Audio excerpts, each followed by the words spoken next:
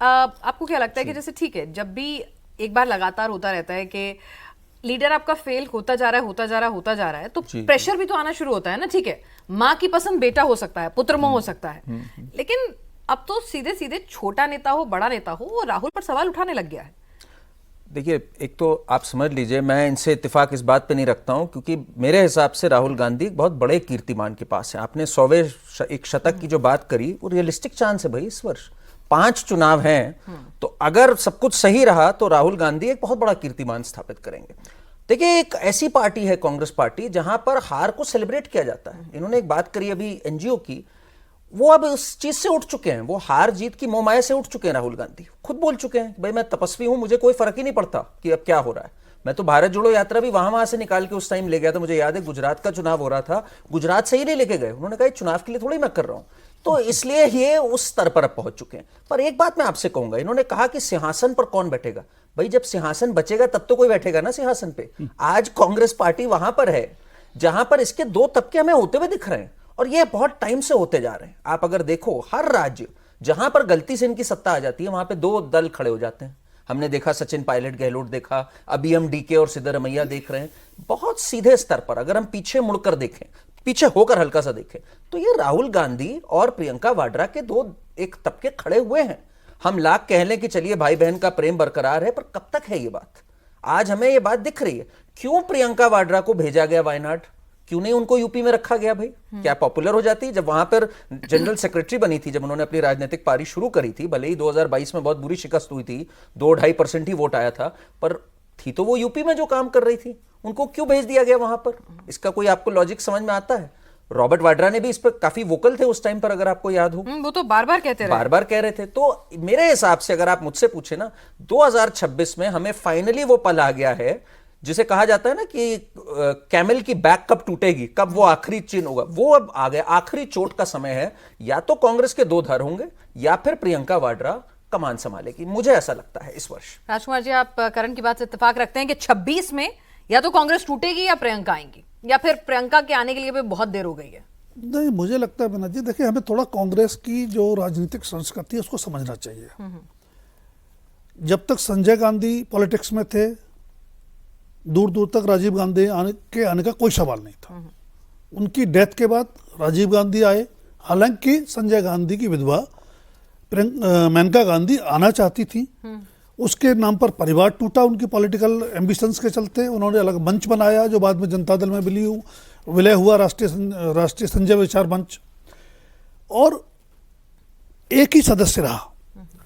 अब सोनिया जी ने तय किया, हालांकि आलोक जी ने सही बताया, अमेठी में नारा लगता था 90-95 के आसपास, अमेठी का डंका बेटी प्रियंका। जगदीश 98 के बाद वो Jagdish I was present there, मैंने आपको कहा कि मैंने जगदीश पीयूष लोग इंदिरा गांधी मानते थे जी, गांव के आदमी से कहते थे नहीं आया था ना ज्यादा, इंदिरा गांधी इंदिरा आ रही है। मतलब मैं भी गाड़ी वाड़ी छोड़ करके पैदल, इसलिए ताकि गांव में देखना चाहिए क्या हो रहा है।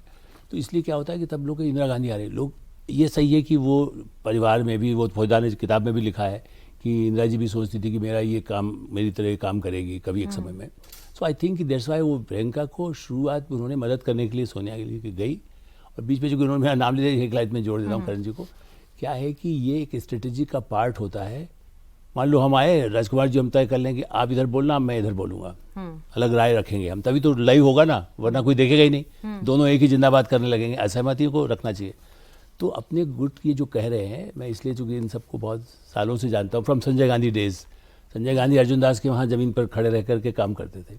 सो उस पर यह है कि ये तय रहता है कि तुम यदि इतने लोगों करो, अच्छा देखो मैं बात करूँ सचिन पायलट से, मतलब मैं उनके पिताजी से मेरे इतने संबंध थे, तो मतलब ये कि सचिन को कहते तुम बनाना है, महीने भर बाद तुमको बना देंगे, 2 महीने बाद बना देंगे, ताकि वो टिके रहें। गहलोत भी जब यूथ देते तब से मैं उनको जानता हूँ। तो गहलोत को कहा जाता था सोनिया जी, चूँकि पैसा अरेंजमेंट उनको करना है, चीफ मिनिस्टर हैं, पार्टी का काम वो कर सकते हैं, तो उनको भी पुश किया। सो 2 गुट दिखाते रहें।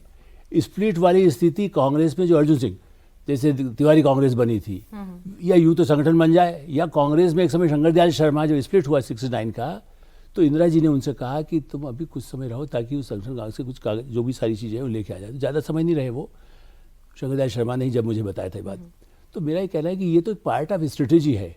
अडवाणी जी नहीं गए अयोध्या, अटल जी यहाँ थे। अटल जी तो उनसे बड़े स्वयंसेवक रहे, मतलब उस हिसाब से बड़े, मतलब वरिष्ठ, मतलब तो ये एक स्ट्रेटेजी भी होती है कि भाई यदि कुछ आगे है तो राजकुमार संभालेंगे, मैं यहाँ पर हूँ। तो मुझे जो लगता है, ठीक हो है, सकता है मैं आपके पास आऊंगी, लेकिन राजकुमार जी अपनी बात पूरी करें तो आपको क्या लग रहा है, मतलब ना, मैं यही बात कह रहा था कि ये फैसला सोनिया गांधी को ही करना है, जैसा आलोक जी कह रहे थे, और हम लोग कुछ ज्यादा रीड करने की कोशिश कर रहे हैं। कांग्रेस की जो गति है, ऐसा हम अगर मान लें कि राहुल गांधी के चलते वो हुई है, तो मुझे लगता है राहुल गांधी के साथ अन्याय है। कांग्रेस का डाउनफॉल शुरू हो जाता है पिछले 30 साल से, जब से लेकिन वो अगर आप चेहरा हैं तो जिम्मेदारी तो लेंगे ना। बिल्कुल ली ना उन्होंने 2019 के चुनाव के बाद इस्तीफा दिया ना कांग्रेस अध्यक्ष पद से, तो नैतिक जिम्मेदारी तो ली। लेकिन सिर्फ राहुल गांधी की वजह से कांग्रेस में प्रॉब्लम है, ये मानना और राहुल गांधी के साथ अन्याय है। कांग्रेस अंदर से खोखली हो चुकी है। दूसरी बात, प्रियंका गांधी की बात जो हम कर रहे हैं, एक तो हमारे यहाँ एक परंपरा सी बन गई है वंशवाद की राजनीति में भी कि बेटे को आगे बढ़ाना है। दूसरी बात, प्रियंका गांधी के साथ मैंने आपके प्रोग्राम में एक बार पहले भी कहा था, कई तरह के बैगेज जुड़े हुए हैं। प्रियंका गांधी की जब बात करेंगे तो आप प्रियंका गांधी वाड्रा बोलेंगे। दूसरी बात, हर व्यक्ति की निजी जीवन होता है, लेकिन जो सार्वजनिक जीवन में है उनका निजी जीवन भी सार्वजनिक जीवन को प्रभावित करता है। अब जो प्रियंका गांधी के बेटे की शादी होने जा रही है, वो एक अलग बैगेज होगा। और रॉबर्ट वाड्रा की जो राजनीतिक महत्वाकांक्षाएं बीच बीच में उजागर होती हैं, अभी उन्होंने 2 दिन पहले कहा कि मेरे पास देश भर से फोन आ रहे हैं, तो मुझे राजनीति में आना चाहिए। वो बेचारों के पास बहुत आपने दिन से कहीं आ रहे सुना? हैं फोन। आपने कहीं सुना? मैंने कहा ना, उनके पास पता नहीं कौन तो फोन करता है, लेकिन करता जरूर है उन्हें होर्डिंग हर भी 2 लग महीने जाते हैं, में। होर्डिंग लग जाते हैं। अगर सोनिया गांधी वो नौबत आ भी जाए कांग्रेस में कि प्रियंका के अलावा कुछ संभावनाएं न बचें, तो प्रियंका गांधी कांग्रेस का उद्धार कर पाएंगी, इसमें मुझे बहुत बड़ा संदेह है। इसलिए राहुल गांधी को फिलहाल कोई चैलेंज नहीं है। तो राहुल गांधी को चैलेंज नहीं करना, आप कुछ कहना चाह रहे थे? देखिए, उसमें मैं add-on एक बात करना चाह रहे बताऊं, इन्होंने एक बात सही कही कि भाई पहले ऐसा होता था, 2 गुट दिखाए जाते थे। देखिए, हमें समझना होगा तब कांग्रेस के पास फिर भी पावर रहती थी। आज कांग्रेस किस स्तर पर है, जरा ये समझना है। 44, फिर 50 कुछ, फिर 99, 3 डिजिट से कम पर है कांग्रेस पार्टी। लगातार चुनाव पे चुनाव हार रही है। तो समय बदल गया है। अब जनता भी अब बहुत रेस्टलेस हो गई है। कांग्रेस पार्टी इतने समय तक जब काडर बिना पावर के रहेगा, तो अब इनका वो जलवा जलाल नहीं रहेगा जो पहले होता था कि ये कर रहे थे। तो ये अगर कह रहे हैं कि राहुल गांधी को अभी भी कोई चैलेंज नहीं, मुझे लग रहा है अंडर एस्टिमेट कर रहे हैं कांग्रेस काडर को। इतने लोग चले गए छोड़ छोड़ के, आचार्य प्रमोद कृष्णम चले गए, ज्योतिरादित्य सिंधिया चले गए, सचिन पायलट किसी तरह बचे हुए हैं। एक स्टेज आनी है जब राहुल गांधी से कहना है भाई या तो आप हटें या कुछ करें इसका।